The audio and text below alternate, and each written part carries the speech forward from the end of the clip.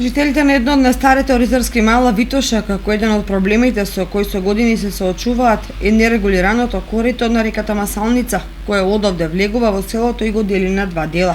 Добро е што во централниот дел на населбата е изграден модерен кеј, но тие бараат во горниот тек барем да се пробие коритото и да се уреди, со што ќе се действува превентивно од излевање и поплави.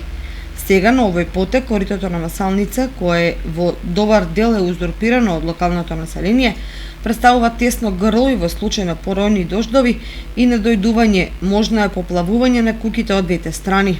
Тука немаше патено време, не го пробиваваме тоа со следното.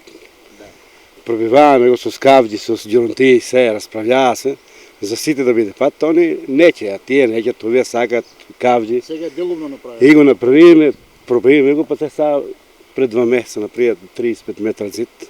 Па нагоре, дали ќе прават, дали неќе да прават. Па малку е решено, некако. Малку е решено, некако. Треба и још догоре. Треба и нагоре, па и тука треба, па и да се очисти, па и вода се сече, треба се. Мислам ја према рекотеко што го е направено тука, тоа е инка. Инка се прави од широкото на влезо, доле широко. Требаше да биде обратно, за да биде да функционира. Таа вода која дојде може да дојде од двору. Тука ми однесе ред типу лози и се качи горе до крај на ступу вода имаше. Со текот на времето, па може би ќе дојде, само ќе се знае тука што ќе се фане. А кад тато оно ќе дојде?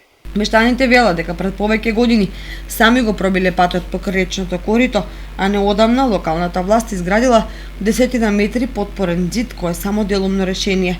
Нив ги загрижува и пролонгирањето на изградбата на акумулацијата речани, за која минатата година имаше најави дека ќе биде поставен камен темелник, меѓутоа од непознати причини почетокот на реализацијата на овој капитален проект стои во место.